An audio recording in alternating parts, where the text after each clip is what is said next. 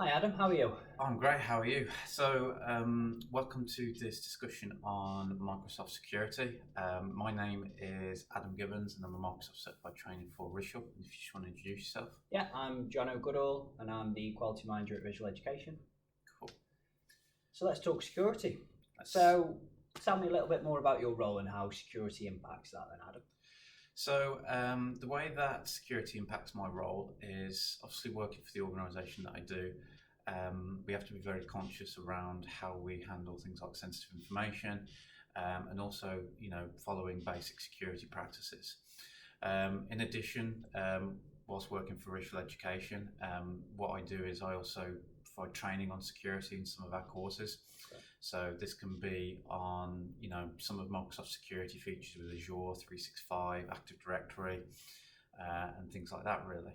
Okay. So, $1 million question, why is security so important?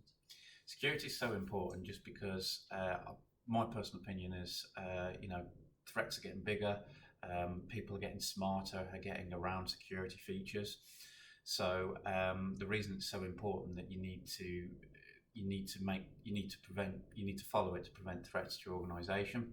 There's been adverts on the news where, for example, you'd have a real person, you'd have an AI, and you wouldn't be able to tell the difference. They sound exactly the same. Yeah. And it's things like that. Would you be able to tell the difference? So security is still a real problem that you need to make sure you are mitigating against. Okay, so talk to me a little bit more about mitigating. Yeah. What does that mean then? Yeah, no, good question. So when I talk about mitigating security threats, there are lots of features with Microsoft that allow you to protect your organization. Okay. So for example, one that comes to mind is conditional access. And what that does is that allows you to specify conditions that when your users log in to Microsoft services, conditional access can add additional security protocols. Okay. And this can be like require multi-factor authentication. It can be, you can do simple things like password resets, or it can force it so that the user can only log in to things like Teams, 365, Azure, etc., with things like a compliant device that's enrolled in Intune or is a work device. There's lots of different conditions you can set with that. Okay. So, and how would that affect me as a user as such? To be honest, if it's done correctly, it might not affect you at all in a way, because the way it's configured is you might not even notice that it's been applied to you as an end user. Oh, great. Other ways it may affect you is if the organisation has implemented like strict MFA policies, then you may need to put another authentication method on top of your password, and you'll notice that and you'll have to reset it. But again, in some instances you won't notice it at all, and that'll just depend on how the organisation's configured it. So would you say if I'm a user and I don't notice it, Yeah. then security has been taken care of? No, I wouldn't, because it's been improved by the IT department, but of course you as an end user also need to take follow best procedure yourself. Okay. And that can be really simple. It's just not clicking links that you don't know, not opening files that you're not expecting. My philosophy is if you don't expect delivery of a file or a link, don't open it because you haven't asked for it. And again, some end users just simply won't know that. Yeah. So, you need to configure like additional things around that. But yeah, a great security practice. Okay. So again, I'm going to that sort of top tips. What would you say? So we're looking at security. What would your top 3 things to do as a user? Top 3 things as a user. Firstly, top 3 things as a user would be to use a good password if you're not using some sort of passwordless authentication. So Microsoft have done a lot now where you can log into devices with passwordless authentications, but if you're not doing that, you have to use a password. Use a secure password. Don't use it everywhere. So you'll get some people who can't remember passwords easily. They'll use it on like their Outlook, they'll use it on 365, they'll use it on absolutely everywhere. And the problem with that is if one of these services gets breached, the users in theory got access to all of it, and then reset passwords of all of it and cause you a massive headache. So tip 2, it's just being aware. Like for example, you'll sometimes get things like phishing attacks against you, where you'll get sent an email and it's not legitimate, it's fake, but it can be very close to the real thing. And you're talking at the point where the URL might be just one letter different, or the email may itself look very genuine. And if you're, pressured at work or things like that, you might go through it and think, just click it because you're rushing or something like that. And it's just taking a bit extra care. Okay. The third one would be to do simple things like, always lock your device.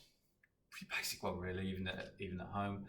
And I would say doing other things as well, like if you get alerts, like where I'm going to use Facebook, which is becoming Meta soon anyway. Yeah. But you'll sometimes see alerts where it'll say, "Is you logged in from an unfamiliar device? Is this you?"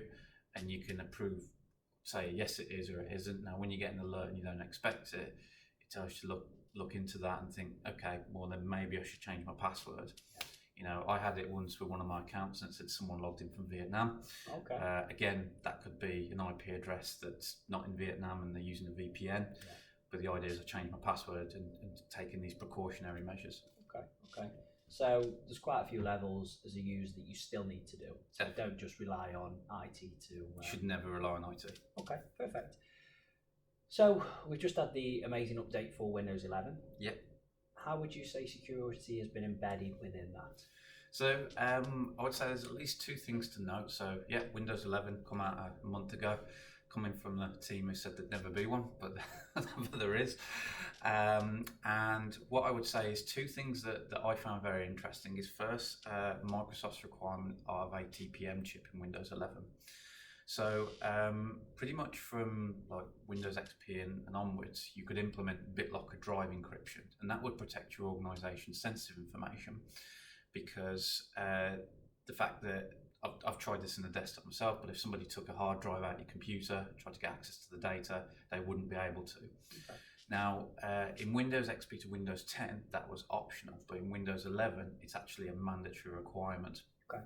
So effectively, end users who are using their personal computers, it will be expecting them to potentially BitLocker that as well.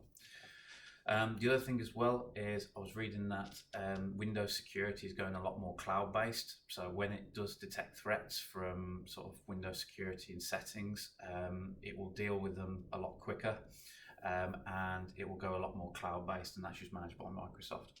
Okay, so two main things to factor in there. As a user, you can see that. Yeah. Okay, perfect. Yeah. Anything else that you would say?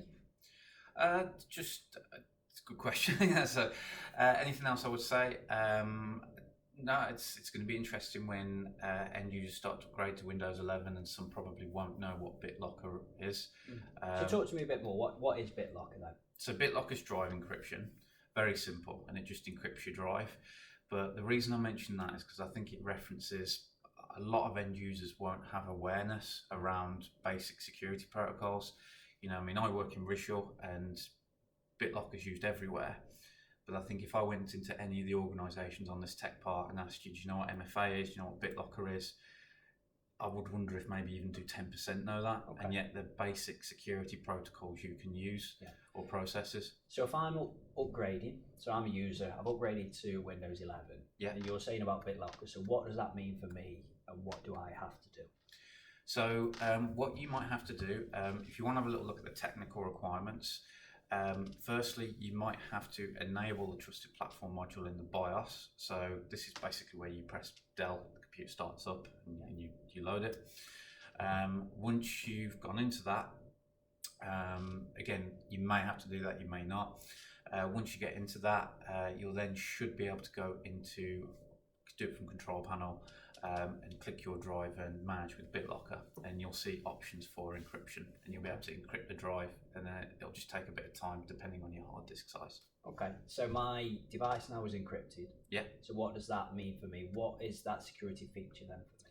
So that's just protecting your data. So if you leave your device on a train or a bus, I actually did this on my phone once, so I know what it's like, but if you leave your device on a train or bus, anyone could get access to that. Providing your password hasn't been breached or anything like that, it should protect your data, you know, Okay. and if they take a screwdriver to it, take the hard drive out, it'll prompt them for a big long recovery key. So their only option really will be to format the drive. Okay.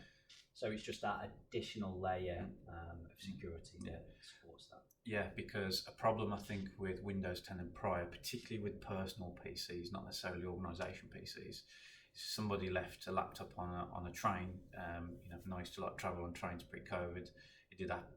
Someone left a phone on there once, but I bet if I took that home and took a screwdriver to it, I could get access to their data, even though I don't know their password. Okay. So it's just a really key fundamental skill. Of Great. course, no one's traveling anymore, so Good. or a bit.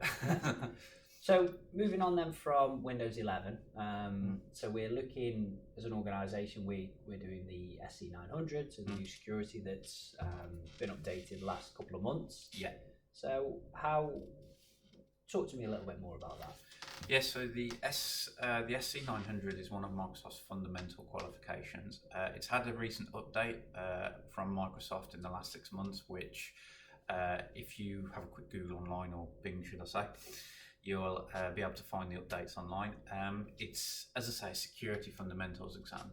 So, but it includes things like understanding all of the security features of Azure. So understanding Azure Security Center, understanding how MFA works with that, conditional access. It looks at things as well like different security threats within things like, it does reference Windows Server a little bit, or it did before the update. And the other thing as well is it'll expect you to know things like PIM for account management, and just get a good understanding of how security works with Azure Active Directory. Okay, so who would that benefit then in the organisation? In terms of if they took the certification, I would say it benefit IT teams mainly, because end users aren't going to deal with a lot of those skills, won't need to know that.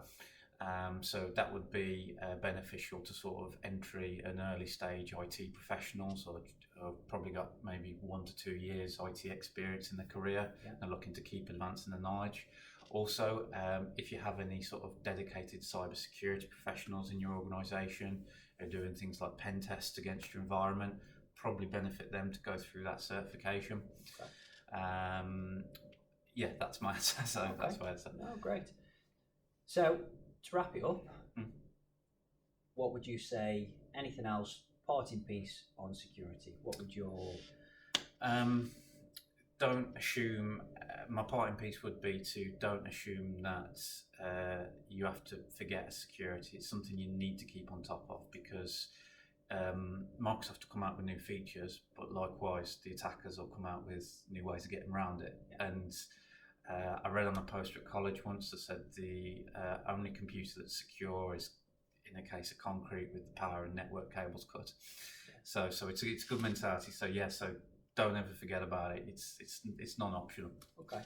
So I definitely won't assume anything moving forward from this conversation anyway. So thank you very much for that, Adam. No worries. And I look forward to catching up on something else soon. Yeah, it was great to discuss this.